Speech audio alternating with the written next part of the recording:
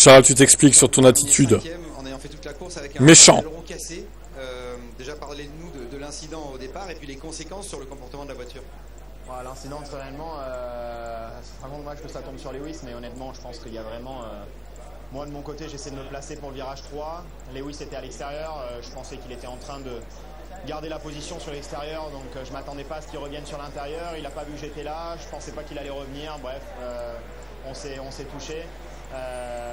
C'est jamais ce qu'on veut entre coéquipiers, mais malheureusement, on n'avait pas compris quelle était l'intention de chacun. Ouais, bah, heureusement que ça n'a pas été... C'était la fin de la course pour les deux et après on a pu continuer.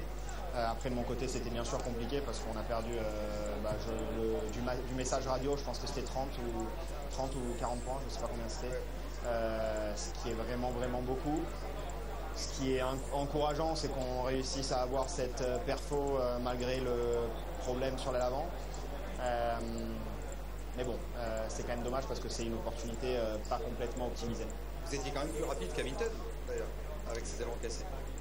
Oui, après, je n'ai pas tout regardé. Lewis était très rapide hier, il était un petit peu moins aujourd'hui, mais bon, de mon côté, on a fait quelques changements. Je me sentais un petit peu mieux en course, j'étais un petit peu moins bien en qualif. C'est une balance. À la fin, même Verstappen, vous êtes 5e, ça fait 2 grands prix sans podium le dimanche pour Ferrari. Ce début de saison, comment vous le jugez? Pour l'instant, difficile. Après, c'est le tout début de saison, il n'y a que 2 courses de fête. Mais clairement, c'est difficile. Surtout sur le tour qualif, on est en deçà des performances attendues. Donc, il va falloir qu'on bosse sur ça parce que c'est ça qui nous met après en difficulté. On l'a vu avec Lewis hier à la course sprint. Quand on part devant, la perf est là en course. Mais quand on part 5 et 6 et qu'on a 4 voitures devant, c'est beaucoup plus compliqué à gérer les pneus, à montrer notre perfo. Et donc, du coup, ça...